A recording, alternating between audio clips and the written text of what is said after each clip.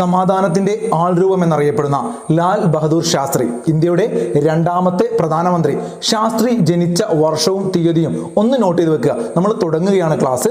1904 October 2 Varanasi, അന്നത്തെ കാശിയിലാണ് ആര് ജനിക്കുന്നത്? ശാസ്ത്രി ജനിക്കുന്നത്. ലാൽ ബഹദൂർ ശാസ്ത്രിയുടെ ജന്മസ്ഥലം വാരാണസി. പഠിച്ചു വെച്ചോളുക. ആ ദിവസം PSC മുമ്പ് ചോദിച്ചിട്ടുണ്ട്. ഒരു പക്ഷേ വർഷം ചോദിച്ചാൽ നിങ്ങൾക്ക് എഴുതാൻ വേണ്ടി സാധിക്കും. കാരണം എന്താണ്?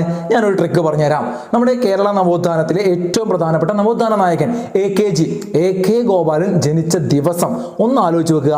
AKജിയെ അദ്ദേഹത്തിന്റെ അമ്മ പ്രസവിച്ച അല്ലെങ്കിൽ ജന്മം നൽകിയ ദിവസവും നമ്മുടെ ലാൽ ബഹദൂർ ശാസ്ത്രി ജനിച്ച ദിവസവും, അതായത് ഒരു ദിവസത്തിന്റെ വ്യത്യാസമാണുള്ളത്. 2-ാം തീയതി ഗാന്ധി ജയന്തി ദിനത്തിലെ ലാൽ ബഹദൂർ ശാസ്ത്രി ജനിച്ചു. PSC ചോദിച്ചിട്ടുണ്ട്, ഗാന്ധി ജയന്തി ദിനത്തിൽ ജനിച്ച ഇന്ത്യയുടെ പ്രധാനമന്ത്രി ആരാണ്? ശാസ്ത്രി. അപ്പൊ 1904 ഒക്ടോബർ 1 AKജി ജനിച്ചതും ഒക്ടോബർ 2 ശാസ്ത്രി ജനിച്ചതും. ഒന്ന് ലിങ്ക് ചെയ്ത് വെക്കുക. കിട്ടിയല്ലോ. നമുക്ക് ഏറ്റവും പ്രധാനപ്പെട്ട ഒരു 7 വർഷങ്ങൾ ആദ്യം നോക്കാം, ഓടിച്ചിട്ട് നോക്കാം. ലാൽ ബഹദൂർ ശാസ്ത്രിയെ കുറിച്ച് സാധാരണ ചോദിക്കാൻ സാധ്യതയുള്ള മുഴുവൻ വസ്തുതകളും ഉൾക്കൊള്ളിച്ചുകൊണ്ടാണ്. ഒന്ന് ഓടിച്ചിട്ട് ഏതൊക്കെ വർഷങ്ങളാണെന്ന് നോക്കാം. 1952 ഇന്ത്യ ആദ്യമായിട്ട് പൊതു തെരഞ്ഞെടുപ്പിലൂടെ അധികാരത്തിലെത്തി. ജവഹർലാൽ നെഹ്റുവിന്റെ മന്ത്രിസഭ നമ്മൾ കഴിഞ്ഞ ക്ലാസ്സിൽ പഠിച്ചതാണ് ആ കാര്യങ്ങളൊക്കെ. അപ്പം നെഹ്റു എന്ന് പറയുന്ന ക്ലാസ് കാണാത്തവരുണ്ടെങ്കിൽ തീർച്ചയായിട്ടും കാണണം. ഒരുപാട് ഫാക്ട് നമ്മൾ അന്ന് പഠിച്ചിരുന്നു. ഓക്കെ. 52 റെയിൽവേ ഗതാഗത വകുപ്പ് മന്ത്രിയായിരുന്നു ശാസ്ത്രി. പഠിച്ചു വെക്കണം. ഇന്ത്യയുടെ ആദ്യ റെയിൽവേ മന്ത്രി എന്ന് ചോദിച്ചിട്ടുണ്ട് PSC. അത് ജോൺ മത്തായി ആണ്. അത് 47 മന്ത്രിസഭയിലെ നെഹ്റുവിന്റെ ആദ്യ മന്ത്രിസഭയിലെ റെയിൽവേ മന്ത്രി നമ്മുടെ മലയാളിയായ ജോൺ മത്തായി ആയിരുന്നു. എന്നാൽ 52 പൊതു തെരഞ്ഞെടുപ്പിന് ശേഷം ആദ്യം വന്ന മന്ത്രിസഭയിലെ റെയിൽവേ ഗതാഗത വകുപ്പ് മന്ത്രി ആരാടോ? രണ്ടാമത്തെ പ്രധാനമന്ത്രിയായിരുന്ന ശാസ്ത്രിയാണ്. അങ്ങനെ ആലോചിച്ച് വെക്കുക കേട്ടോ. നമ്മുടെ ജോൺ മത്തായി പറഞ്ഞ കൂട്ടത്തിൽ എന്താക്കുക? വെറുതെ ഒന്ന് ശാസ്ത്രിയെ കുറിച്ച് ആലോചിച്ച് വെക്കുക. 1961 അത്രയ്ക്ക് ഇമ്പോർട്ടൻ്റ് ഒന്നും അല്ല, എന്നാലും നിങ്ങളൊന്ന് പഠിച്ചു വെക്കുക. ഇന്ത്യയുടെ ആഭ്യന്തരമന്ത്രിയായി ലാൽ ബഹദൂർ ശാസ്ത്രി വരുന്ന വർഷമാണ് 61 കേട്ടോ. നമ്മുടെ അന്നത്തെ GB പന്തിന് ശേഷം അദ്ദേഹം ആഭ്യന്തരമന്ത്രിയായി വന്നു. ആദ്യ ആഭ്യന്തരമന്ത്രി ആരായിരുന്നോ? നമ്മൾ പഠിച്ചിരുന്നു കഴിഞ്ഞ ക്ലാസ്സിൽ വിശദമായിട്ട് മൗലികാവകാശങ്ങൾ പഠിക്കുമ്പോൾ സർദാർ വല്ലഭായ് പട്ടേലിനെ കുറിച്ച്. അപ്പോൾ 61 ശാസ്ത്രി എന്തായി? ആഭ്യന്തരമന്ത്രിയായി. അതും പഠിച്ചു വെക്കുക. 1965 വളരെ രസകരമായ ഒരു കോഡ് നമ്മൾ പഠിച്ചിരുന്നില്ലേ? കഴിഞ്ഞ ക്ലാസ് കണ്ടവർക്കറിയാം എന്തൊക്കെയാണ്. നമ്മൾ ഉണ്ടാക്കിയ കോഡൊന്നുമല്ല. കേരളത്തിലെ PSC പഠിക്കുന്ന എല്ലാവർക്കും അറിയുന്ന ഒരു കോഡല്ലേ? KSRTC ബസ്സിൽ പട്ടാളക്കാരായ BSFകാർ ഇന്ത്യക്കാർ ചാടി വെക്കുകയും ഡയറി മിൽക്ക് തിന്നെന്നും അതുപോലെ ഓടക്കുഴൽ വിളിച്ചെന്നും ചെമ്മീനൊക്കെ ഉള്ള ഒരു കഥയില്ലേ? അപ്പോൾ ആ ഒരു വർഷം 65 നാഷണൽ ഡയറി ഡെവലപ്മെന്റ് ബോർഡൊക്കെ വന്ന വർഷമല്ലേ? അപ്പോൾ പഠിച്ചോളുക. ഇന്ത്യ പാകിസ്ഥാൻ രണ്ടാമത് യുദ്ധം നടന്ന സമയത്ത് ഇന്ത്യയുടെ പ്രധാനമന്ത്രി ആരായിരുന്നു പ്രധാനമന്ത്രി? വളരെ ഇമ്പോർട്ടൻ്റ് ആണ്. 1965 ലാൽ ബഹദൂർ ശാസ്ത്രി ആയിരുന്നു. 64 വരെ നമ്മൾ പഠിച്ചു. നെഹ്റു മരണപ്പെട്ടു 64 ശേഷം പ്രധാനമന്ത്രിയായി വന്ന ആരാണ്? നമ്മുടെ ലാൽ ബഹദൂർ ശാസ്ത്രി അല്ലേ? YB ചവാൻ ആയിരുന്നു പ്രതിരോധ മന്ത്രി. ചോദിച്ചിട്ടുണ്ട് PSC. പ്രീവിയസ് ക്വസ്റ്റൻ ആണ്, പഠിച്ചോളുക. 1965 ഇന്ത്യ പാകിസ്ഥാൻ യുദ്ധ സമയത്ത് ആരായിരുന്നു പ്രതിരോധ മന്ത്രി? YB ചവാൻ. ആരാടോ? YB ചവാൻ ആണ് പ്രതിരോധ മന്ത്രി. ഒന്ന് നോട്ട് ചെയ്ത് വെക്കണേ. ക്ലിയർ. നോക്കൂ, അടുത്തൊരു പ്രധാനപ്പെട്ട പോയിന്റ് അതുമായി ബന്ധപ്പെട്ടുകൊണ്ട് നിങ്ങൾക്ക് ബുക്കിൽ കാണാൻ കഴിയില്ല, എന്നാൽ PSC ചോദിച്ചതാണ്.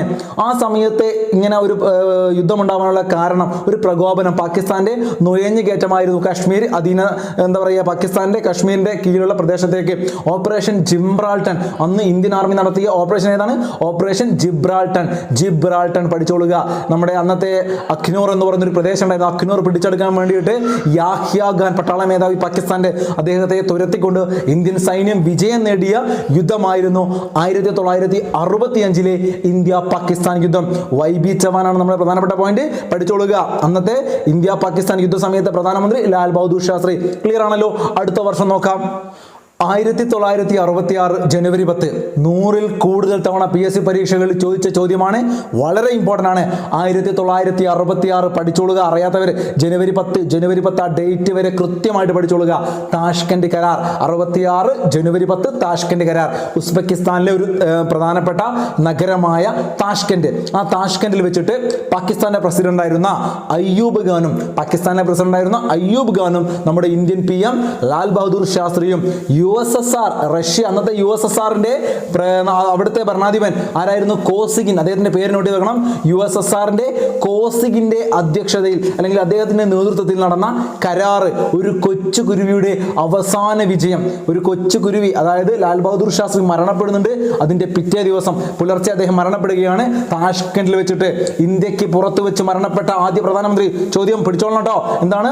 ഇന്ത്യക്ക് പുറത്ത് മരണപ്പെട്ട ആദ്യത്തെ പ്രധാനമന്ത്രിയും അവസാനത്തെ അദ്ദേഹം തന്നെ. ഇതുവരെ വേറെ ആരും പുറത്തുനിന്ന് മരണപ്പെട്ടിട്ടില്ല. അപ്പം പഠിച്ചോളുക. താഷ്കെൻഡിൽ വെച്ച് മരണപ്പെട്ടു ആര്? ലാൽ ബഹദൂർ ശാസ്ത്രി 1966 ജനുവരി 11. അപ്പൊ രണ്ട് കാര്യങ്ങളാണ്, അത് അത്രയ്ക്ക് ഇമ്പോർട്ടന്റ് ആണ്. ഇനി ഏറ്റവും പ്രധാനപ്പെട്ട ഒറ്റ പോയിന്റ് കൂടിയും, 1900 അദ്ദേഹം മരണപ്പെട്ട അതേ വർഷം 66 ഭാരതരത്ന ലഭിക്കുന്നത്. ഭാരതരത്നയുമായി ബന്ധപ്പെട്ട് ഒരുപാട് ചോദ്യങ്ങൾ ചോദിക്കാറുണ്ട്. ഒരു ചോദ്യം സ്ഥിരം ചോദിക്കുന്ന ചോദ്യമാണ്, മരണാനന്തര ബഹുമതിയായിട്ട് ഭാരതരത്ന ലഭിച്ച ആദ്യ വ്യക്തി ആരാണ്? അത് നമ്മുടെ ലാൽ ബഹദൂർ ശാസ്ത്രിയാണ്. ലാൽ ബഹദൂർ ശാസ്ത്രി മരണാനന്തര ബഹുമതിയായിട്ട് ഭാരതരത്ന ലഭിച്ചു. ഇനി നമുക്ക് ആദ്യം പഠിച്ച ആ ഒരു വർഷം 1904 അല്ലേ? അതെ, 20-ാം നൂറ്റാണ്ടല്ലേ 1904 എന്ന് പറഞ്ഞു കഴിഞ്ഞാൽ. 20-ാം നൂറ്റാണ്ടിൽ ജനിച്ച് ആദ്യ പ്രധാനമന്ത്രിയായ വ്യക്തിയും ആരാണ്? നമ്മുടെ ലാൽ ബഹദൂർ ശാസ്ത്രിയാണ്. ലാൽ ബഹദൂർ ശാസ്ത്രിയാണ് 20-ാം നൂറ്റാണ്ടിൽ ജനിച്ച് ആദ്യ പ്രധാനമന്ത്രിയായ വ്യക്തി. ഇത്തരത്തിൽ ലാൽ ബഹദൂർ ശാസ്ത്രി എന്ന് ആലോചിക്കുമ്പോൾ ഇനി പഠിച്ചു വെക്കേണ്ട PSC ചോദിച്ച കുറച്ച് ഫാക്ട് ഉണ്ട്, അതൊന്ന് പറഞ്ഞു തരാം.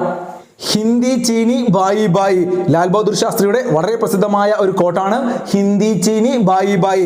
അതുപോലെ PSC ഒരുപാട് തവണ ചോദിച്ച മറ്റൊരു ചോദ്യമുണ്ട്, ജയ് ജവാൻ ജയ് കിസാൻ. ജയ് ജവാൻ ജയ് കിസാൻ, നമ്മുടെ ജവാന്മാരെ അതുപോലെ തന്നെ നമ്മുടെ കർഷകരെ വളരെ കൃത്യമായിട്ട് അഭിസംബോധന ചെയ്തുകൊണ്ട് അദ്ദേഹത്തിന്റെ വളരെ പ്രസിദ്ധമായ മുദ്രാവാക്യം, അദ്ദേഹത്തിന്റെ കോട്ട് എന്താണ്? ജയ് ജവാൻ ജയ് കിസാൻ. പഠിച്ചോളുക. ആരുടെ മുദ്രാവാക്യമാണ്? ശാസ്ത്രിയുടേത്. ഇത് പഠിക്കുമ്പോൾ ഒരു ചെറിയ കാര്യം പറഞ്ഞുതരാം. ജയ് ജവാൻ ജയ് കിസാൻ ജയ് വിജ്ഞാൻ, അത് മറ്റൊരു പ്രധാനമന്ത്രിയോടാണ്. അതും PSC ചോദിച്ചിട്ടുണ്ട്. നമ്മുടെ AB വാജ്പേയി. ജയ് ജവാൻ ജയ് കിസാൻ ജയ് വിജ്ഞാൻ എന്ന മുദ്രാവാക്യം ആരുടേതാണ്? AB വാജ്പേയിയുടേതാണ്. ജയ് ജവാൻ ജയ് കിസാൻ ജയ് വിജ്ഞാൻ, AB വാജ്പേയി. അത് പഠിച്ചല്ലോ, വിജ്ഞാൻ വാജ്പേയി, വിജ്ഞാൻ വാജ്പേയി. അങ്ങനെയാണ് ഞാൻ ആലോചിക്കാറ്. അതും കൂടി ഒന്ന് ലിങ്ക് ചെയ്ത് വെക്കുക കേട്ടോ. ഓക്കെ, ശാസ്ത്രിയുടെ പേരിലുള്ള 2-3 സ്ഥാപനങ്ങളുണ്ട്, അതും പഠിക്കണം. ലാൽ ബഹദൂർ ശാസ്ത്രി IAS അക്കാഡമി, മസൂറി, സുഖവാസ കേന്ദ്രങ്ങളുടെ റാണി എന്നറിയപ്പെടുന്ന മസൂറി ഇല്ലേ? ഉത്തരാഖണ്ഡിലെ സുഖവാസ കേന്ദ്രങ്ങളുടെ റാണി എന്നറിയപ്പെടുന്ന മസൂറിയിലാണ് IAS അക്കാഡമി. ആരുടെ പേരിലുള്ള? ശാസ്ത്രിയുടെ പേരിലുള്ള. ശാസ്ത്രിയുടെ പേരിലുള്ള സ്റ്റേഡിയം എവിടെയാണ്? ഹൈദരാബാദ്. ലാൽ ബഹദൂർ ശാസ്ത്രി സ്റ്റേഡിയം ഹൈദരാബാദ് ആണ്. അതും പഠിച്ചു വെക്കണേ. 2 ചോദ്യങ്ങളാണ് PSC ചോദിച്ചാണ്. ലാൽ ബഹദൂർ ശാസ്ത്രി സ്റ്റേഡിയം ഹൈദരാബാദിലും ഏതാണ്? IAS അക്കാഡമി മസൂറിയിലുമാണ്. അതുപോലെ ലാൽ ബഹദൂർ ശാസ്ത്രി മരണപ്പെട്ടു. അദ്ദേഹം മരണപ്പെട്ടതിന് ശേഷം അദ്ദേഹത്തിന്റെ അന്ത്യവിശ്രമ സ്ഥലം അറിയപ്പെടുന്നത് വിജയ് ഘട്ട് എന്നാണ്. എന്താണ് വിജയ് ഘട്ട്? കാരണം അദ്ദേഹം അവസാനം മരണപ്പെട്ട സമയത്ത് വരെ ഒരു താഷ്കെന്റ് കരാറിൽ ഒപ്പിട്ടാണ് അദ്ദേഹം വിജയിക്കുന്നത് എന്ന് ആലോചിച്ച് വെക്കുക. വിജയ് ഘട്ട് എന്നറിയപ്പെടുന്നത് ശാസ്ത്രിയുടെ അന്ത്യവിശ്രമ സ്ഥലമാണ്. അപ്പൊ ഇത്രയും കാര്യങ്ങളാണ് ലാൽ ബഹദൂർ ശാസ്ത്രിയെ കുറിച്ച് സാധാരണഗതിയിൽ ചോദിക്കാറുള്ള കാര്യങ്ങൾ.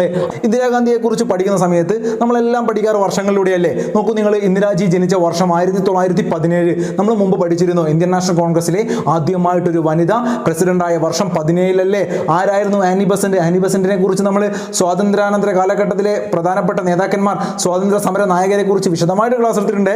ആനി ബസന്റ് ഇന്ത്യൻ നാഷണൽ കോൺഗ്രസിന്റെ പ്രസിഡന്റായ വർഷം 1917 ഇന്ത്യയുടെ സ്വാതന്ത്ര്യാനന്തര ഇന്ത്യയിലെ ഇന്ത്യക്കാരിയായ ആദ്യത്തെ വനിതാ പ്രസിഡന്റ് INCയുടെ ഇന്ദിരാജി ജനിക്കുന്നതും ഒരു ലിങ്ക് അവിടെ ഉണ്ട്. INCയുടെ ആദ്യ പ്രസിഡന്റായ വർഷം തന്നെയാണ് ഇന്ദിരാഗാന്ധി ജനിക്കുന്നത്. അലഹബാദിലാണ്, ആനന്ദ ഭവനത്തിലാണ്. നിങ്ങൾക്കറിയാം, നെഹ്റുവിനെ കുറിച്ച് പഠിച്ചാണ് നിങ്ങൾ, നെഹ്റുവിന്റെ ക്ലാസ് കണ്ടവരാണ് നിങ്ങൾ.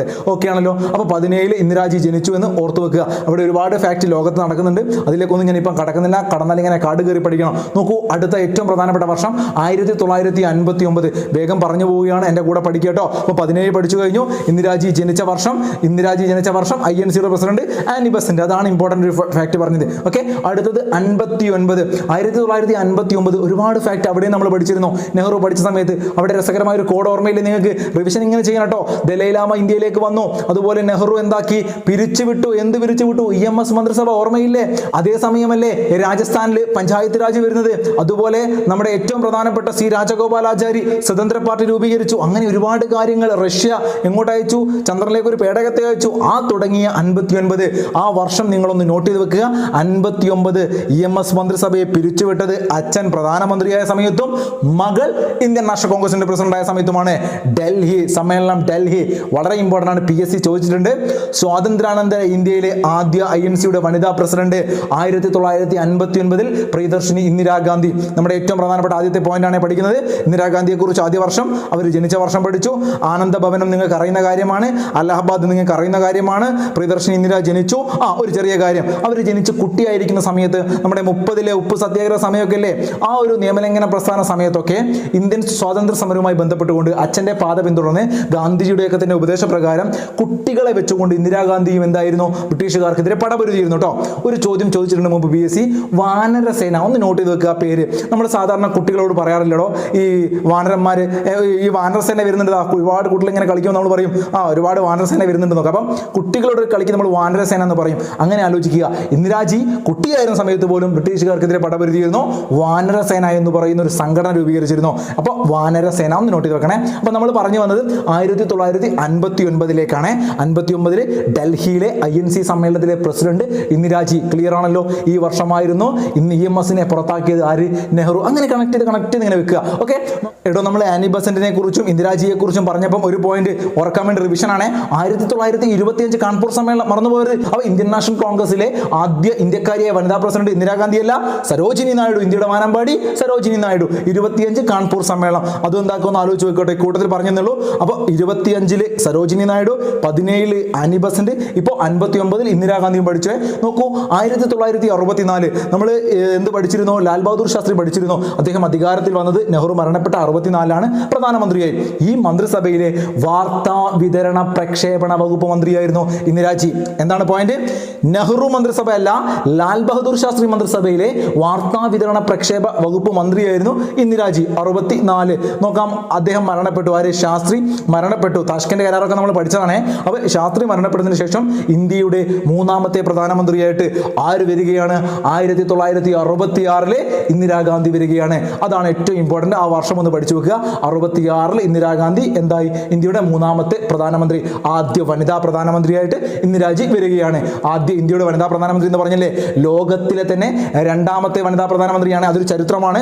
ലോകത്തിലെ സിരിമാവോ ബണ്ടാരെ നായിക്കെ എന്ന് പറയുന്ന ശ്രീലങ്കയുടെ പ്രധാനമന്ത്രി. ലോകത്തിലെ ആദ്യ വനിതാ പ്രധാനമന്ത്രി ആരാണ്? വനിത സിരിമാവോ ബണ്ടാരെ നായിക്കെ എന്ന് പറയുന്ന ഒരു വ്യക്തി. ആ വ്യക്തി വനിതയാണ്, ശ്രീലങ്കക്കാരിയാണ്. ലോകത്തിലെ ആദ്യത്തെ പ്രധാനമന്ത്രി സിരിമാവോ ബണ്ടാരെ. അപ്പോൾ ഇന്ത്യയിലെ പ്രധാനമന്ത്രി ആദ്യത്തെ വനിത ഇന്ദിരാജി. അത് ലോകത്തിലെ 2ാമത്താണ്. ഓക്കെ, അടുത്ത വർഷം നോക്കൂ നിങ്ങൾ. 1969 അവർ അധികാരത്തിൽ വന്നു. 66 വന്നു. 69 എത്തിയ സമയത്ത് ഒരുപാട് സംഭവങ്ങൾ ഇന്ത്യയിൽ നടന്നിട്ടുണ്ട്. 1969 എന്ന് പറയുന്ന വർഷം മനുഷ്യൻ ആദ്യമായിട്ട് ചന്ദ്രനിൽ കാലുകുത്തി. ജൂലൈ മാസം 20-ാം തീയതി. നിങ്ങൾക്കറിയാം നീൽ ആംസ്ട്രോങ്ങിന്റെ കഥ. അപ്പോൾ ജൂലൈ 19 മനുഷ്യൻ ചന്ദ്രനിൽ കാലുകുത്തിയതിന്റെ ഒരു ദിവസം മുമ്പ് ഇന്ത്യയിൽ വളരെ പ്രധാനപ്പെട്ട ഒരു സംഗതി ആര് ചെയ്തു? ഇന്ദിരാജി ചെയ്തു. വളരെ ബുദ്ധിമതിയായ, വളരെ ശാഠ്യക്കാരിയായ, വളരെ പവർഫുൾ ആയ ലീഡറാണ് കേട്ടോ ഇന്ദിരാജി. ഇവരെന്ത് ചെയ്തു? മൊറാർജി ദേശായി ആയിരുന്നു ധനകാര്യമന്ത്രി. അവരെ അങ്ങോട്ട് പിൻവലിച്ചിട്ട് ഇവർ ധനകാര്യം ഏറ്റെടുത്തു. ഇതൊക്കെ ഒരു പ്ലാനിങ് ആയിരുന്നു. അത് നമ്മൾ ചരിത്രത്തിലേക്ക് ഒരുപാട് കാര്യങ്ങളൊന്നും കടക്കുന്നില്ല കേട്ടോ. ഞാനിങ്ങനെ രസകരമായിട്ട് ചരിത്രം പറയാൻ എനിക്ക് ഇഷ്ടമാണ്. പക്ഷേ നിങ്ങൾക്കിപ്പോൾ സമയമില്ല. നിങ്ങൾക്ക് പരമാവധി കണ്ടന്റ് പോയിന്റ്സ് മാത്രം ഒരു PSC എന്താണ് പറയുക, എക്സാം പോയിന്റ് ഓഫ് വ്യൂവിൽ മാത്രമാണ് നമ്മൾ ക്ലാസ് എടുക്കുന്നത്. അതുകൊണ്ടാണ് പറയാത്തത്. അങ്ങനെ അവർ ധനകാര്യമന്ത്രിയായി. ആ ധനകാര്യമന്ത്രിയല്ല, പ്രധാനമന്ത്രിയാണ്. ധനകാര്യ വകുപ്പ് കൂടി ഏറ്റെടുത്തിട്ട് എന്ത് ചെയ്തു? ആദ്യമായിട്ട് 14 ബാങ്കുകൾ എന്താക്കി? ദേശസൽക്കരിച്ചു. വളരെ ഇമ്പോർട്ടൻ്റ് ആണ്. 50 കോടി ആസ്തി വരുന്ന 14 ബാങ്കുകൾ 1969 ദേശസൽക്കരിച്ചു. വളരെ ഇമ്പോർട്ടൻ്റ് പോയിന്റ് ആണ്. ആ വർഷമാണ് മനുഷ്യൻ ചന്ദ്രനിൽ കാലുകുത്തുന്നത്. ദാദാ സാഹിബ് ഫാൽക്കെ അവാർഡ് ആരംഭിച്ചത് ഏത് വർഷമാണ്? 69 ഇന്ദിരാജിയുടെ കാലഘട്ടത്തിൽ ചോദിക്കും ഒരു പക്ഷേ. ദാദാ സാഹിബ് ഫാൽക്കെ അവാർഡ് ആരംഭിച്ചത് ഏത് പ്രധാനമന്ത്രിയാണ്? ഇന്ദിരാഗാന്ധിയാണ്. ഒന്ന് നോട്ട് ചെയ്ത് വെക്കണം കേട്ടോ. 69 ISRO, ഇന്ത്യയുടെ ഏറ്റവും പ്രധാനപ്പെട്ട സ്ഥാപനം ISRO രൂപീകരിച്ചത് ഈ വർഷമാണ്. NSS നാഷണൽ സർവീസ് സ്കീം അതൊക്കെ വന്ന 69-ലാണ്. റിവിഷൻ ക്ലാസ് എന്ന് പേരല്ല, അതുകൊണ്ട് ഒരുപാട് കാര്യങ്ങൾ നമ്മൾ എന്താക്കും റിവിഷന്റെ ഭാഗമായിട്ട് ഇങ്ങനെ പറയും കേട്ടോ. നിങ്ങൾക്ക് ഒരു മുഷിയില്ല എന്ന് വിചാരിച്ചാണ് പറയുന്നത്. അപ്പോൾ എൻ്റെ കൂടെ ഇങ്ങനെ ആലോചിച്ച് പോവുക, ഒന്ന് സ്പോസ് ചെയ്യുക, എഴുതിയെടുക്കണം കേട്ടോ. അപ്പോൾ എന്താ പറഞ്ഞത്? ദാദാ സാഹിബ് ഫാൽക്കെ അവാർഡ് എന്ന് പറഞ്ഞു. ആ ദാദാ സാഹിബ് ഫാൽക്കെ അവാർഡ് നമ്മൾ ഇന്ദിരാഗാന്ധിയെ കുറിച്ച് പറയുമ്പോൾ സ്വാഭാവികമായിട്ടും വനിതയാണ്, ആദ്യ വനിതാ പ്രധാനമന്ത്രി എന്നൊക്കെ പഠിച്ചില്ലേ. എടോ, ദാദാ സാഹിബ് ഫാൽക്കെ അവാർഡ് ലഭിച്ചത് ആദ്യമായിട്ട് ആർക്കാണ്? അതൊരു വനിതയ്ക്കാണ്. Devika Rani Roerich, lady of Indian cinema. നിങ്ങൾക്കറിയില്ലേ? അപ്പോൾ ആലോചിച്ച് വെക്കണം, നോട്ട് ചെയ്ത് വെക്കണം. ലേഡി ഓഫ് ഇന്ത്യൻ സിനിമ എന്നറിയപ്പെടുന്നത് Devika Rani Roerich. Lady of Indian cinema എന്നറിയപ്പെടുന്നത്. അപ്പം വർഷം 69. ദാദാസാഹിബ് ഫാൽക്കെ, അദ്ദേഹം ആരാണ്? ഇന്ത്യൻ സിനിമയുടെ പിതാവല്ലേ? അദ്ദേഹത്തിന്റെ ആദ്യ സിനിമ പൂർണ്ണമായിട്ടും നമ്മളെ ഇന്ത്യയിൽ നിർമ്മിച്ച സിനിമയാണ് ഏത്? രാജാ ഹരിചന്ദ്ര. അത് 13-ലാണ്. നോബൽ സമ്മാനം ടാഗോറിന് ലഭിച്ച വർഷമാണ് 13, 1913. 13 രാജാ ഹരിചന്ദ്ര, 12 പുണ്ടാലിക്. ഓർമ്മയില്ലേ? 1912 പുണ്ടാലിക്. ഇത് നമ്മൾ മുമ്പ് പറഞ്ഞ കേട്ടോ. പുണ്ടാലിക് 12, 13 രാജാ ഹരിചന്ദ്ര. ഇതേ വർഷം ടാഗോറിന് നോബൽ ലഭിച്ചു. ആ 13 തിരിച്ചിടുക. 31 ആലം അര, ഇന്ത്യയിലെ ആദ്യ ശബ്ദചിത്രമാണ് ആലം അര. അപ്പൊ ഇന്ത്യയിലെ ആദ്യ ചലച്ചിത്രം ഏതാണ്? രാജാ ഹരിചന്ദ്ര. 13 തിരിച്ചിടുക. 31 നമ്മളെ ആലം അര. ഇതൊക്കെ ഇങ്ങനെ കണക്ട് ചെയ്ത് ആലോചിക്കട്ടോ. അപ്പോൾ പറഞ്ഞു വന്നത് ലേഡി ഓഫ് ഇന്ത്യൻ സിനിമയാണ് ദേവിക റാണി റോറിച്ച്. എന്നാൽ നമ്മൾ ആദ്യത്തെ പ്രധാനമന്ത്രി എന്ന് പറഞ്ഞല്ലോ വനിത, ഇന്ദിരാഗാന്ധി. അപ്പോൾ ഇന്ത്യൻ സിനിമയിൽ ഇങ്ങനെ ഒരു ആദ്യമുണ്ട്. എന്താണ്? ആരാണ് ഇന്ത്യൻ സിനിമയിൽ ആദ്യമായിട്ട് ദേശീയ ചലച്ചിത്ര പുരസ്കാരം ലഭിച്ചത്? ആരാണ് രാജ്യസഭയിലേക്ക് നോമിനേറ്റ് ചെയ്യപ്പെട്ട ആദ്യ നടി? ആരാണ് പത്മശ്രീ ലഭിച്ച ആദ്യ നടി? ആരാണ് തപാൽ സ്റ്റാമ്പിൽ പ്രത്യക്ഷപ്പെട്ട ആദ്യ സിനിമാ നടി? ഇതൊക്കെ ചോദിച്ചു കഴിഞ്ഞാൽ ഉത്തരം നർഗീസ് ദത്ത് ആണ് കേട്ടോ. ഫാത്തിമ റഷീദ്, അവരുടെ പേരാണ് നർഗീസ് ദത്ത്. അപ്പം പഠിച്ചോളുക. Lady of Indian cinema Devika Rani Roerich, the first lady of Indian cinema. ആദ്യം എന്ന് ചോദിച്ചു കഴിഞ്ഞാൽ ഒക്കെ ഉത്തരം നർഗീസ് ദത്താണ്. എന്ത് ആദ്യം ചോദിച്ചു കഴിഞ്ഞാൽ നിങ്ങൾ നോട്ട് ചെയ്തോളൂ, അത് നർഗീസ് ദത്താണ്.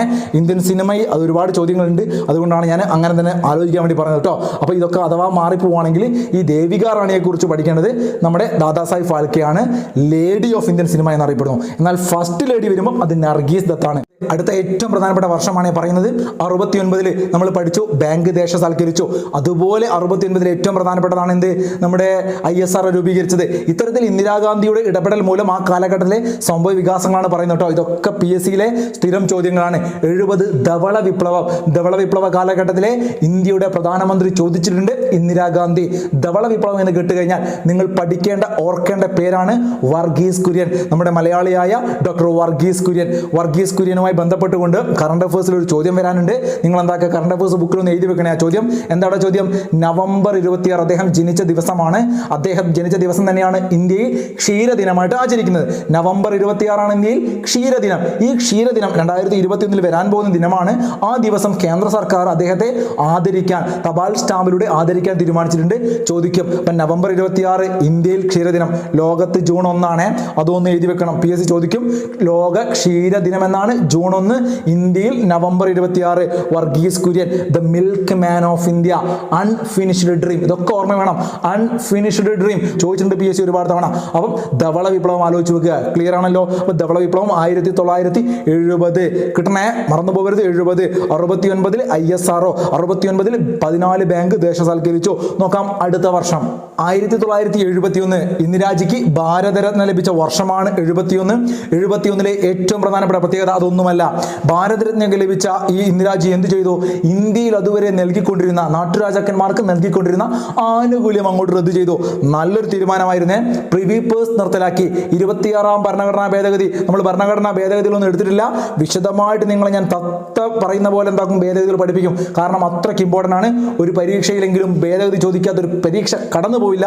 അപ്പോൾ 26ാമത്തെ ഭേദഗതി അമെൻമെന്റ് ഏതാണ്? 26.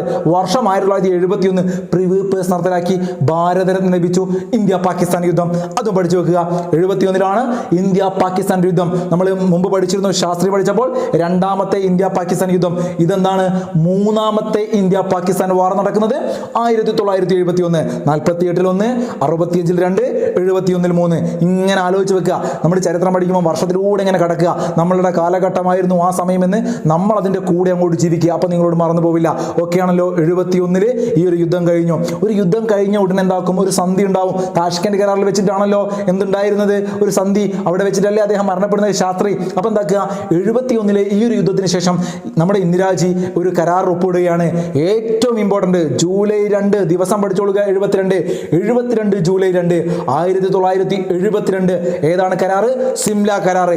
ആരൊക്കെയാണ്? സുൽഫിക്കർ അലി ഭൂട്ടോയും പാകിസ്ഥാന്റെ പ്രസിഡന്റ് സുൽഫിക്കർ അലി ഭൂട്ടോയും ഇന്ത്യയുടെ പ്രധാനമന്ത്രി ഇന്ദിരാഗാന്ധിയും തമ്മിൽ ഒപ്പുവെച്ച കരാറ്.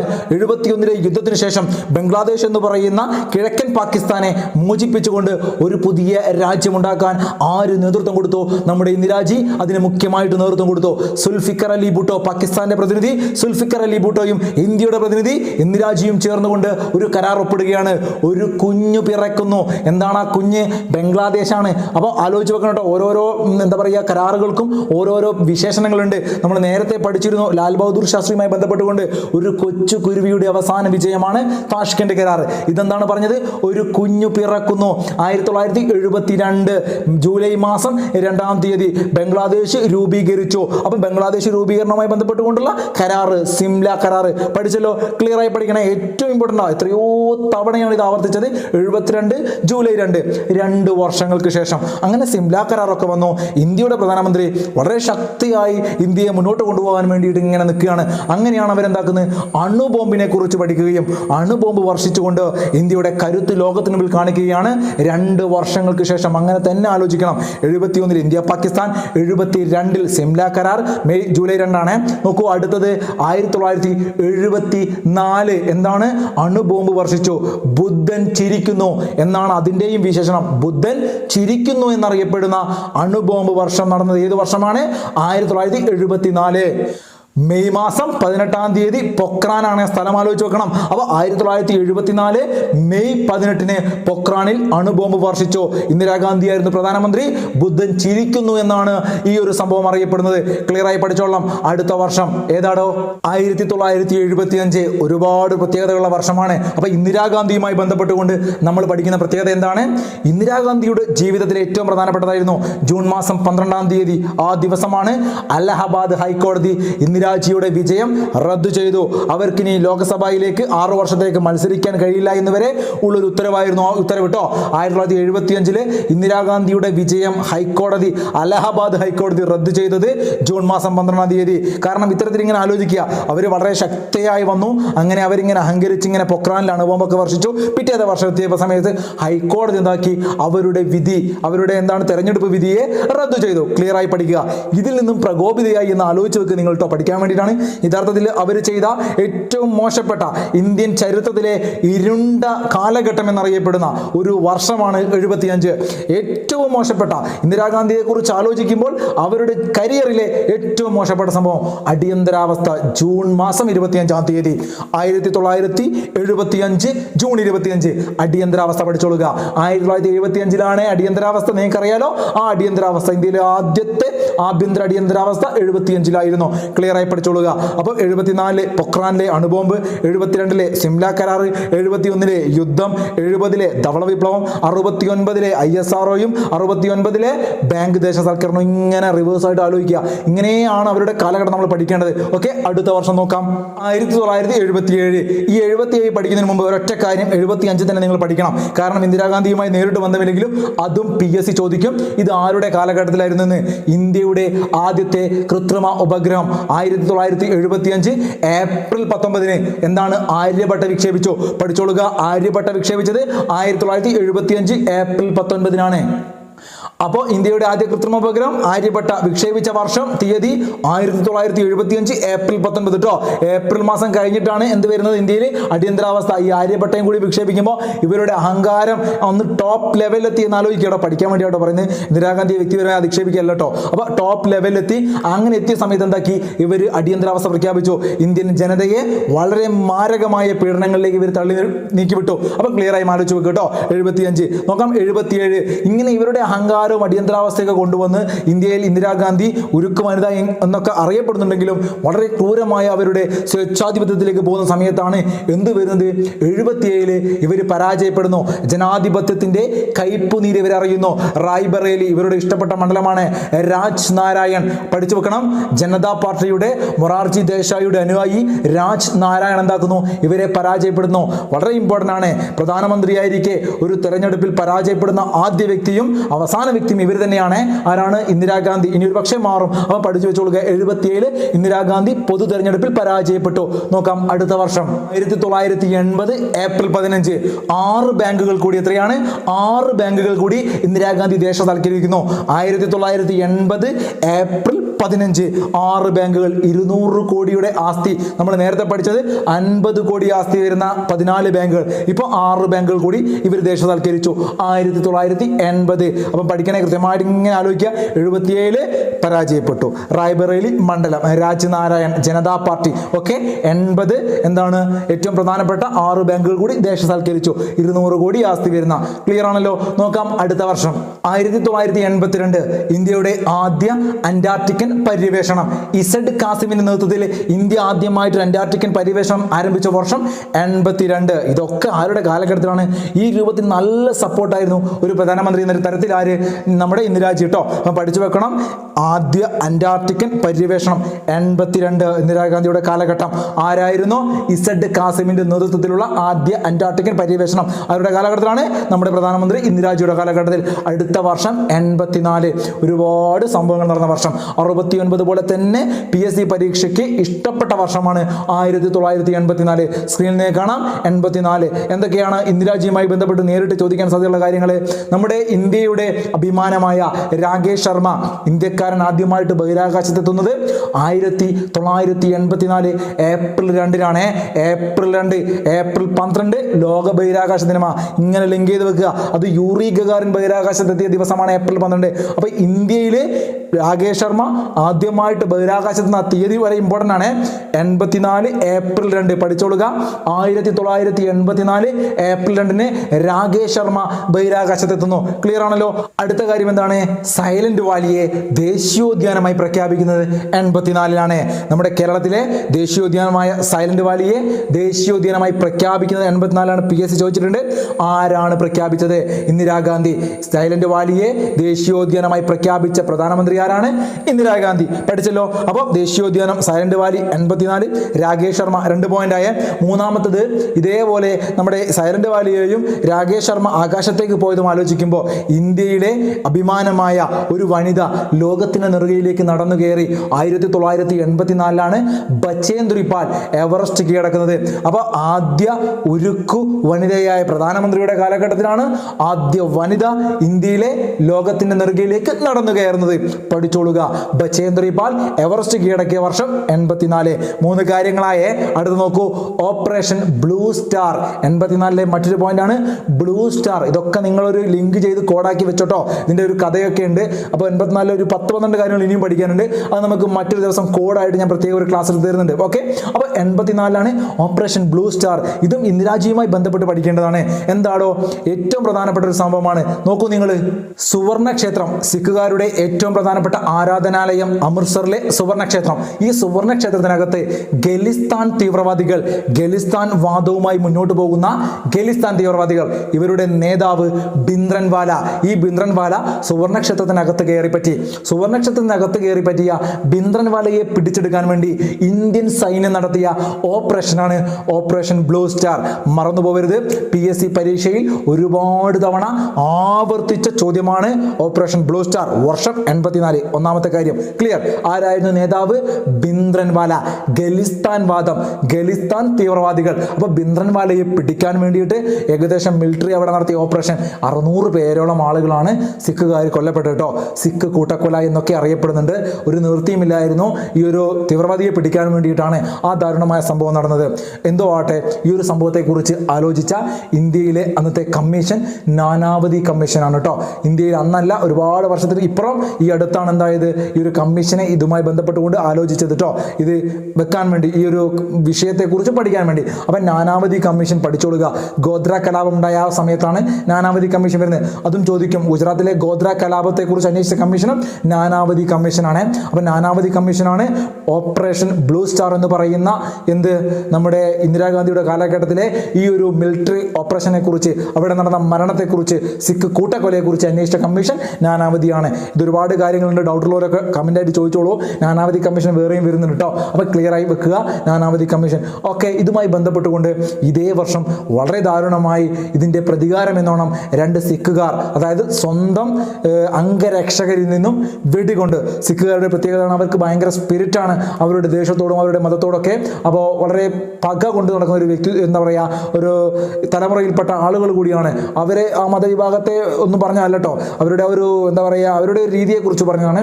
അങ്ങനെ എന്താക്കുകയാണ്, ഇന്ദിരാജിയുടെ കൂടെ ഉണ്ടായിരുന്ന ആളുകൾ അന്നത്തെ BBC-യുടെ ഒരു ഇന്റർവ്യൂ ഉണ്ട്, ഐറിഷ് ഒരു മാധ്യമപ്രവർത്തകനുമായിട്ടുള്ള ഒരു ഇന്റർവ്യൂക്ക് വേണ്ടി അവരിങ്ങനെ നടന്നു പോകുന്ന സമയത്ത്, പ്രധാനമന്ത്രിയുടെ ഭവൻ ഇങ്ങനെ നടന്ന് പൂന്തോട്ടത്തിലൂടെ പോകുന്ന സമയത്താണ് അവിടെ വെച്ചിട്ട് വെടികൊള്ളുന്നത്. ആരൊക്കെയാണ്? നമ്മുടെ ഭിന്ദ്രൻവാല എന്ന് പറയുന്നത് ഖലിസ്ഥാൻ തീവ്രവാദിയാണ്, മാറിപ്പോകരുത്. ബിയാന്ത് സിംഗും സത്വന്ത് സിംഗും രണ്ടുപേരാണ്. ബിയാന്ത് സിംഗ്, സത്വന്ത് സിംഗ് ഇവരെന്താക്കുന്നു, ഒക്ടോബർ 31 ഇന്ദിരാജിയെ വെടിവെച്ചിടുന്നു. അപ്പം ക്ലിയർ ആയി പഠിച്ചോളുക. ഇതിനെതിരെ വീണ്ടും അന്വേഷിക്കാൻ വേണ്ടി ഒരു കമ്മീഷൻ ഉണ്ടായിരുന്നു, അത് താക്കർ കമ്മീഷനാണ്. അപ്പം ഓപ്പറേഷൻ ബ്ലൂ സ്റ്റാറുമായി ബന്ധപ്പെട്ടുകൊണ്ട് സിഖ് കൂട്ടക്കൊലയെക്കുറിച്ച് അന്വേഷിച്ച കമ്മീഷൻ നാനാവതിയാണെങ്കിൽ, ഇന്ദിരാജിയുടെ വധവുമായി ബന്ധപ്പെട്ട് അന്വേഷണ കമ്മീഷൻ താക്കർ കമ്മീഷൻ. അതും പഠിച്ചോളുക. സത്വന്ത് സിംഗ്, ബിയാന്ത് സിംഗ്. ഒക്ടോബർ 31 ഇന്ദിരാജി മരണപ്പെട്ടു. ക്ലിയർ ആണല്ലോ. ഒക്ടോബർ 31 റീഡെഡിക്കേഷൻ ഡേ ആണ്, പുനരർപ്പണ ദിനമാണ്. ഇന്ദിരാജി മരണപ്പെട്ട ഒക്ടോബർ 31 എന്താണ് ഇന്ത്യയിൽ പുനരർപ്പണ ദിനമായിട്ട് ആചരിക്കുന്നു. അവർ ജനിച്ച വർഷം 17 നേരത്തെ പറഞ്ഞിരുന്നു, അപ്പം ഞാൻ പറയാൻ വിട്ടുപോയതാണ്. നവംബർ 19 ജനിക്കുന്നത് കേട്ടോ. നവംബർ 19 എന്ത് ദിനമാണ്? ദേശീയോദ്ഗ്രഥന ദിനമാണ്. ദേശീയോദ്ഗ്രഥന ദിനമുണ്ട്, ദേശീയ പുനരർപ്പണ ദിനമുണ്ട്. ദേശീയോദ്ഗ്രഥന ദിനമാണ് നവംബർ 19, ജനിച്ച ദിവസം. ദേശീയ പുനരർപ്പണ ദിനമാണ് ഒക്ടോബർ 31 കേട്ടോ. നമ്മൾ ഏകതാ ദിവസം കൂടിയാണ്. പട്ടേൽ പഠിച്ചപ്പോൾ നമ്മൾ പറഞ്ഞില്ലേ. ഓക്കെ, നോക്കൂ, അടുത്ത ഏറ്റവും പ്രധാനപ്പെട്ട വസ്തുക്കളാണ് പറയാൻ പോകുന്നത്. അടുത്ത വർഷം 1985 ഇഗ്നോ. എന്താണ്? Indira Gandhi national open university. Indira Gandhi national open university ഡൽഹിയിലുള്ള ഇഗ്നോ ഏഷ്യയിലെ തന്നെ ഏറ്റവും വലിയ ഓപ്പൺ യൂണിവേഴ്സിറ്റിയാണ് ഇഗ്നോ. പഠിച്ചോളുക. 85 ഇന്ദിരാഗാന്ധി മരണപ്പെട്ട് പിറ്റേ വർഷം അവരോടുള്ള ആദരസൂചകമായിട്ടാണ്. ആലോചിച്ച് വെക്കണം, ഇന്ത്യയിലെ അല്ല ഏഷ്യയിലെ തന്നെ ഏറ്റവും വലിയ ഓപ്പൺ യൂണിവേഴ്സിറ്റി ഏതാണ്? അത് ഇഗ്നോ ആണ്, ഇന്ദിരാഗാന്ധി നാഷണൽ ഓപ്പൺ യൂണിവേഴ്സിറ്റി. അതിന്റെ ചാൻസലറായിട്ട് വരുന്നത് ഇന്ത്യയുടെ പ്രസിഡന്റ് ആയിരുന്നു. ആലോചിച്ച് വെക്കണം, ഇന്ത്യൻ പ്രസിഡന്റാണ് ഇഗ്നോയുടെ ചാൻസലർ. ആദ്യത്തെ വൈസ് ചാൻസലർ ആരായിരുന്നു? ജി റാം റെഡ്ഡിയാണ്. മറന്നുപോയത് ജി റാം റെഡ്ഡി. ആദ്യത്തെ വൈസ് ചാൻസലർ ജി റാം റെഡ്ഡിയും. ഇന്ത്യയിലെ ആദ്യത്തെ open university Indira Gandhi open university അല്ല കേട്ടോ, അത് doctor BR Ambedkar open university ഹൈദരാബാദാണ്. അംബേദ്കറിന്റെ പേരുള്ള യൂണിവേഴ്സിറ്റി ഹൈദരാബാദിലാണ് ആദ്യത്തെ ഓപ്പൺ യൂണിവേഴ്സിറ്റി. എന്നാൽ ഇന്ത്യയിലെ ഏറ്റവും വലുതാണ് ഏത്? ഏഷ്യയിലെ തന്നെ ഏറ്റവും വലുതാണ് ഇഗ്നോ. ഓക്കെ ആണല്ലോ. ഇന്ദിരാഗാന്ധിയുടെ പേരിൽ മറ്റൊരു യൂണിവേഴ്സിറ്റി ഉണ്ട്, അത് ഇന്ത്യയിലെ ആദ്യത്തെ ട്രൈബൽ യൂണിവേഴ്സിറ്റിയാണ്.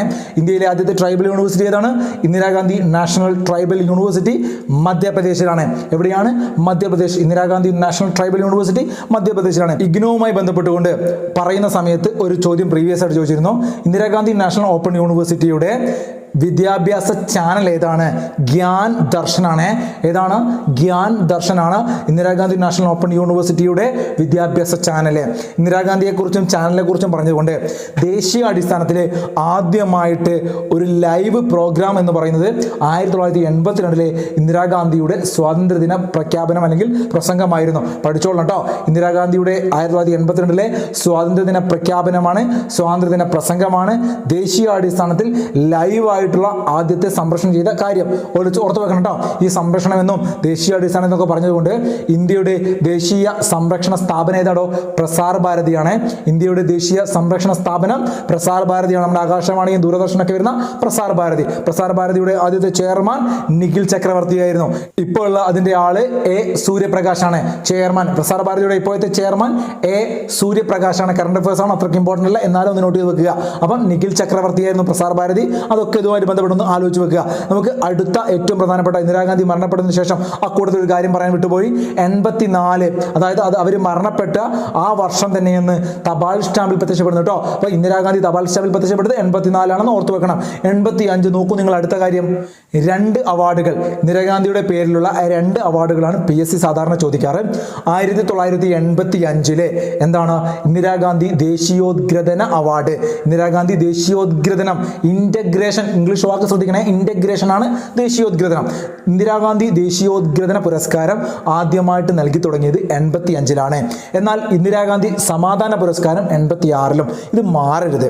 ആദ്യം ദേശീയോദ്ഗ്രഥനം 85 പിന്നെ സമാധാനം 86. 2-3 തവണ മനസ്സിലേക്ക് ഉറപ്പിച്ചു വെക്കുക, പഠിച്ചു നോക്കുക, റിവിഷൻ ചെയ്ത് നോക്കുക, മറന്നുപോകരുത്. 86 ആദ്യമായിട്ട് ദേശീയോദ്ഗ്രഥന പുരസ്കാരം ലഭിച്ചത് ആർക്കാടോ? രംഗനാഥാനന്ദ. ഇന്ദിരാഗാന്ധി ദേശീയോദ്ഗ്രഥന പുരസ്കാരം ആദ്യമായി ലഭിച്ചത്? സ്വാമി രംഗനാഥാനന്ദ. പഠിച്ചോളണം, അറിയാത്തവരുണ്ടെങ്കിൽ ചോദിച്ചിട്ടുണ്ട് PSC മുമ്പ്. ആദ്യത്തെ അവാർഡ്. ഈ കറണ്ട് അഫയേഴ്സ് നിങ്ങൾ എന്താക്കണം, അതും പഠിച്ചു വെക്കണം കേട്ടോ. ഇങ്ങനെ പുതിയത് വരുമ്പോൾ മാറും, അതുകൊണ്ടാണ്. അപ്പോൾ ഏറ്റവും ആദ്യത്തെ സ്റ്റാറ്റിക് ആണ്, അതങ്ങ് പഠിച്ചോളുക. സ്വാമി രംഗനാഥാനന്ദ. ഇന്ദിരാഗാന്ധി ദേശീയോദ്ഗ്രഥന പുരസ്കാരം ആദ്യമായി ലഭിച്ചത്. എന്നാൽ ഇന്ദിരാഗാന്ധി സമാധാന പുരസ്കാരം 25 ലക്ഷം രൂപ വരുന്ന സമാധാന പുരസ്കാരം 86-ൽ ആദ്യമായി ലഭിച്ച ആർക്കാണ്? അത് പാർലമെന്റേറിയൻസ് ഫോർ ഗ്ലോബൽ ആക്ഷൻ. അത് നമ്മൾ മുമ്പൊരു ക്ലാസ്സിൽ പറഞ്ഞിരുന്നു. ഇന്ദിരാഗാന്ധിയെ കുറിച്ചല്ല, മറ്റൊരു കാര്യം പറഞ്ഞ കൂട്ടത്തിൽ. അപ്പം ഇന്ദിരാഗാന്ധി സമാധാന പുരസ്കാരം ലഭിച്ചത് ആർക്കാണ്? പാർലമെന്റേറിയൻസ് ഫോർ ഗ്ലോബൽ ആക്ഷൻ എന്ന് പറയുന്ന സംഘടനയ്ക്കാണ്. ഒരു ചോദ്യം അവിടെ ഉണ്ട്. ഇന്ദിരാഗാന്ധി സമാധാന പുരസ്കാരം ആദ്യമായി ലഭിച്ച വ്യക്തി ആരാണ്? ഗോർബച്ചേവ് ആണ്. 87. അതും ഒന്ന് പഠിച്ചു വെക്കണം. 1987 ഗോർബച്ചേവിനാണ് ഇന്ദിരാഗാന്ധി സമാധാന പുരസ്കാരം ആദ്യമായി ലഭിച്ച വ്യക്തിത്വം. അപ്പം ക്ലിയർ ആണല്ലോ. ആദ്യത്തെ സംഘടന പാർലമെന്റേറിയൻസ് ഫോർ ഗ്ലോബൽ ആക്ഷൻ. ഒക്കെയാണ്. 25 ലക്ഷം രൂപയാണ് സമാധാന പുരസ്കാരം. ഓക്കെ, അടുത്തൊരു കാര്യം നോക്കാം. രാജ്യസഭാംഗമായിരിക്കെ പ്രധാനമന്ത്രിയായ വ്യക്തിയാണ്. എന്താണ് ആദ്യത്തെ പ്രധാനപ്പെട്ട പോയിന്റ്? രാജ്യസഭാംഗമായിരിക്കെ പ്രധാനമന്ത്രിയായ വ്യക്തിയാണ് ഇന്ദിരാഗാന്ധി. ഓക്കെ ആണല്ലോ. കോൺഗ്രസിന് കൈപ്പത്തി എന്ന് പറയുന്ന ചിഹ്നം, നമ്മൾ ഇന്ന് കാണുന്ന കോൺഗ്രസിന്റെ ചിഹ്നം ഇലക്ഷൻ ഏതാണ്? കൈപ്പത്തിയാണ്. ആ ചിഹ്നം ആരുടെ സംഭാവനയാണ്? ഇന്ദിരാഗാന്ധിയുടെ സംഭാവനയാണ്. അപ്പോൾ രണ്ട് കാര്യങ്ങൾ. ആദ്യമായിട്ട് രാജ്യസഭയിൽ കൂടിയാണ് പ്രധാനമന്ത്രിയായത്. ക്ലിയർ ആണല്ലോ. അവരാണ് ആദ്യമായിട്ട് ധനകാര്യമന്ത്രിയായ വനിത. ഇന്ത്യയുടെ ധനകാര്യമന്ത്രിയായ ആദ്യ വനിതയും അതുപോലെ ഇന്ത്യയിൽ ബജറ്റ് അവതരിപ്പിച്ച വനിതയുമാരാണ്? ഇന്ദിരാഗാന്ധിയാണ്. ഇന്ദിരാഗാന്ധിയാണ് ഇന്ത്യയിൽ വധിക്കപ്പെട്ട പ്രധാനമന്ത്രി, അതുപോലെ അറസ്റ്റ് ചെയ്യപ്പെട്ട പ്രധാനമന്ത്രി. ആദ്യത്തെ വധിക്കപ്പെട്ട പ്രധാനമന്ത്രി, ആദ്യത്തെ അറസ്റ്റ് ചെയ്യപ്പെട്ട പ്രധാനമന്ത്രി ഒക്കെ ആരാണ്? ഇന്ദിരാഗാന്ധിയാണ്. നിങ്ങൾക്ക് അറിയുന്ന കാര്യങ്ങളാണ് പറയുന്നത് കേട്ടോ, അതുകൊണ്ട് ഇങ്ങനെ പറഞ്ഞു പോവുകയാണ്. ഭാരതരത്ന ലഭിച്ച ആദ്യ വനിതയാണ്. ഭാരതരത്ന ലഭിച്ച ആദ്യ വനിതയാണ്. 20 ദിന കർമ്മ പരിപാടികൾ, അവരുടെ ഏറ്റവും പ്രധാനപ്പെട്ട പഞ്ചവത്സര പദ്ധതികളുമായി ബന്ധപ്പെട്ട് PSC സ്ഥിരം ചോദിക്കുന്ന, എന്ത് പഠിച്ചില്ലെങ്കിൽ ഇതെങ്കിലും നിങ്ങൾ പഠിച്ചിരിക്കണം. ഗരീബി ഹട്ടാവോ എന്ന മുദ്രാവാക്യം. എന്താണ് മുദ്രാവാക്യം? ഗരീബി ഹട്ടാവോ. അത്രയ്ക്ക് തവണ PSC ചോദിച്ചാണ്. ഗരീബി ഹട്ടാവോ എന്ന മുദ്രാവാക്യം ആരുടേതാണ്? ഇന്ദിരാജിയുടേതാണ്. 20 ദിന കർമ്മ പരിപാടികൾ അവതരിപ്പിച്ച പ്രധാനമന്ത്രിയാണ്. 20 ദിന കർമ്മ പരിപാടികൾ അവതരിപ്പിച്ച പ്രധാനമന്ത്രിയാണ്. ഗരീബി ഹട്ടാവോ എന്ന മുദ്രാവാക്യം ഒക്കെ ആരാണ്? ഇന്ദിരാഗാന്ധിയാണ്. ക്ലിയർ ആണല്ലോ. നോക്കൂ അടുത്തത്. പാർലമെന്റിൽ നിന്നും പുറത്താക്കപ്പെട്ട, കോടതി ലക്ഷ്യത്തിന് വിധേയയായ പ്രധാനമന്ത്രി ഒക്കെ ആരാണ്? നമ്മുടെ ഇന്ദിരാഗാന്ധിയാണ് കേട്ടോ. പാർലമെന്റിൽ നിന്ന് പുറത്താക്കപ്പെട്ടു, കോടതി ലക്ഷ്യത്തിന് വിധേയയായി. അതുപോലെ ഇന്ത്യ മഹാരാജ്യത്തിന്റെ തെക്കേ അറ്റം, നമ്മൾ ഇന്നലെ കഴിഞ്ഞ ക്ലാസ്സിലൊക്കെ പഠിച്ചതാണ്. എന്തായിരുന്നോ? ഇന്ദിരാ പോയിന്റും ഉണ്ട്, ഇന്ദിരാ കോളും. മുകളിൽ കോള് ഞാൻ അന്ന് പറഞ്ഞിരുന്നു നിങ്ങളോട്, ഡൽഹിയിൽ നിന്നാണ് കോൾ ചെയ്യുക. അപ്പം വടക്ക് ഭാഗത്ത് ഏറ്റവും ടോപ്പ് ഇന്ദിരാ കോൾ എന്നും അങ്ങ് തെക്ക് ആൻഡമാനിൽ എന്താണ് ഇന്ദിരാ പോയിന്റ് എന്നും അറിയപ്പെടുന്നുണ്ട്. അതൊക്കെ ഇന്ദിരാഗാന്ധിയുമായി ബന്ധപ്പെട്ടുകൊണ്ട് ഓർക്കേണ്ട വസ്തുതകളാണ്. ഇന്ദിരാഗാന്ധി ആണവ നിലയം വരുന്നത് കൽപ്പാക്കമാണ്. നോട്ട് ചെയ്ത് വെക്കണം. ഇന്ദിരാഗാന്ധി ആണവ നിലയം കൽപ്പാക്കമാണ്. ഇന്ദിരാഗാന്ധി ദേശീയോദ്യാനോ, ഇന്ദിരാഗാന്ധി നാഷണൽ പാർക്ക് എവിടെയാണ്? തമിഴ്നാടാണ്. ഇന്ദിരാഗാന്ധി നാഷണൽ പാർക്ക് തമിഴ്നാടും, ഇന്ദിരാഗാന്ധി ആണവ നിലയം കൽപ്പാക്കവും. ഇന്ദിരാഗാന്ധി കനാൽ രാജസ്ഥാനിലാണ്. ഇന്ദിരാഗാന്ധി കനാൽ രാജസ്ഥാനിലാണ്. ഇന്ദിരാഗാന്ധി എയർപോർട്ട് ഡൽഹിയിലാണ്. നിങ്ങൾക്കറിയാം ഇന്ദിരാഗാന്ധി എയർപോർട്ട് ഡൽഹിയിലാണ്. ഇന്ത്യയിലെ ഫോറസ്റ്റ് അക്കാദമി ഇന്ദിരാഗാന്ധിയുടെ പേരിലാണ്, ഡെറാഡൂണിലാണ്. അപ്പോൾ ഇന്ദിരാഗാന്ധി ഫോറസ്റ്റ് അക്കാദമി എവിടെയാണ്? ഡെറാഡൂണിലാണ്. അപ്പോൾ ഒക്കെ ഇങ്ങനെ ലിങ്ക് ചെയ്ത് വെക്കുക. ഇന്ത്യയിലെ ഡെറാഡൂണിൽ ഫോറസ്റ്റ് അക്കാദമി, എയർപോർട്ട് ഡൽഹി, അതുപോലെ ആണവ നിലയം കൽപ്പാക്കം, ദേശീയ ഉദ്യാനം നാഷണൽ പാർക്ക് എവിടെയാണ്? അത് തമിഴ്നാട്ടിലാണ്. ഓക്കെ ആണല്ലോ. ഇന്ദിരാഗാന്ധിയുടെ പുസ്തകം, ഒരു പുസ്തകം മാത്രമേ PSC ചോദിച്ചിട്ടുള്ളൂ. ഏതാണത്? My truth. പഠിച്ചോളുക. മൈ ട്രൂത്ത് ആണ് ഇന്ദിരാഗാന്ധിയുടെ പുസ്തകം കേട്ടോ. അവരുടെ സമാധി സ്ഥലം ശക്തിസ്ഥൽ. ഇന്ത്യയുടെ ഉരുക്ക് വനിതയിലെ, അപ്പൊ ശക്തിസ്ഥൽ. അപ്പോൾ ക്ലിയർ ആയിട്ട് എന്താക്കുക? ഇത്തരം കാര്യങ്ങളൊക്കെ ഒന്ന് ആലോചിച്ച് വെക്കുക. ഈ പഠിച്ച കാര്യങ്ങളൊന്ന് എഴുതി വെക്കുക. സ്പീഡായി പോയിട്ടുണ്ടെങ്കിൽ, ഗ്രഹിക്കാൻ വല്ല പ്രയാസം ഉണ്ടായിട്ടുണ്ടെങ്കിൽ അടുത്ത ക്ലാസ്സിൽ നമുക്കൊക്കെ ശരിയാക്കാം. നിങ്ങളുടെ അഭിപ്രായങ്ങളൊക്കെ കമന്റ് ചെയ്യട്ടോ. അപ്പം പറഞ്ഞു വന്നത്, ഇന്ത്യയുടെ പ്രധാനമന്ത്രിമാർ ഒരു പ്രധാനപ്പെട്ട ഭാഗം നമ്മൾ കഴിഞ്ഞിട്ടുണ്ട്. ഇനി വളരെ കുറച്ച് കാര്യങ്ങളെ അടുത്ത പ്രധാനമന്ത്രിമാരെ കുറിച്ച് പഠിക്കാനുള്ളൂ. അത് നമുക്ക് തുടർന്നുള്ള ദിവസങ്ങളിൽ വേഗം പഠിച്ചു തീർക്കാം. അപ്പോൾ എന്തായാലും നിങ്ങളുടെ വീണ്ടും നല്ല സപ്പോർട്ട് പ്രതീക്ഷിക്കുന്നു. നിങ്ങളുടെ സപ്പോർട്ട് ഉണ്ടെങ്കിൽ മാത്രമേ ഇനിയുള്ള ദിവസങ്ങളിൽ നമ്മുടെ ക്ലാസ് കുറച്ചുകൂടി എനർജറ്റിക് ആവും. അപ്പം വീണ്ടും നമുക്ക് മറ്റൊരു ക്ലാസ് കാണാം. അതുവരെ ഗുഡ് ബൈ.